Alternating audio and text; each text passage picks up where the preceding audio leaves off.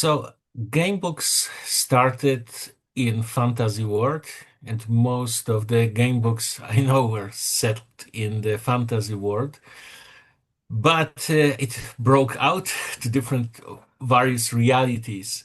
So what do you think, Dave, about blending the genres in Whispers Beyond the Stars? Why cosmic horror and cyberpunk?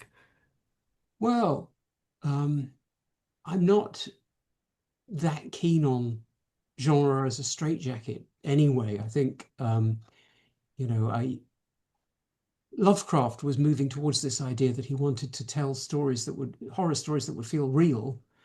And of course, as soon as you put it into the framework of any genre package, it's a little bit comfortable. You're being scared, but it's like a ghost train ride at the fair. And I think what Lovecraft was striving towards, maybe if he'd lived another 10 years, was um, to tell a story that why he picked contemporary settings as well. Tell a story that would be horrific in our world and without genre trappings. And so I don't really see it uh, as sci-fi. I mean, we're talking about 25 years from now. Well, it's not so much science fiction as this is the future that's being born right now.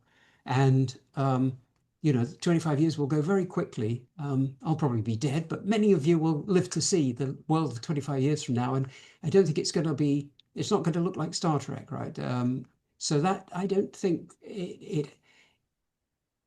it's not really going against anything that Lovecraft would do. I think that setting Lovecraftian stories in the 1920s and 1930s is the sort of thing that Lovecraft would have wondered why people were bothering because he wouldn't, towards the end of his life, he wasn't telling stories where he was going to wind back to 1830 and put Cthulhu in a medieval setting or anything like that. He wanted it to feel like the immediacy of our feeling of being overwhelmed by modern life and new vistas of reality.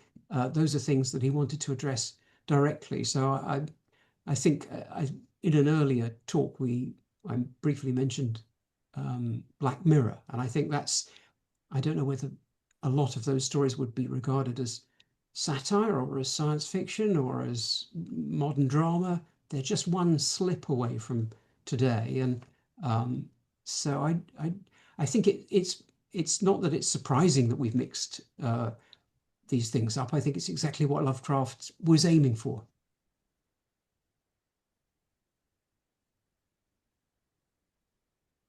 And I think also Lovecraft was thinking in terms of the uh, much bigger pieces of time, like, for Yeah, example, million years, yeah, right? Or eons. yeah, And he was reaching very, very early to the history of Earth and the history of cosmos.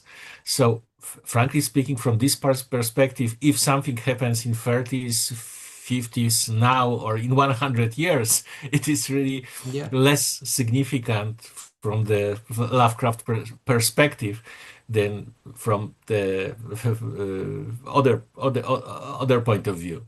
Yeah, I mean, if we were, I don't think they're going to make the movie of At the Mountains of Madness, but if they were, it would be more interesting. In a way, they've made it the thing, I suppose, is the nearest, but actually, it's influenced so many because that influenced John W. Campbell to write Who Goes There, and that influenced the thing. But it would be a modern story to make sense of it. There'd be no point in going along and seeing everybody in 1920s gear or 1930s gear rather.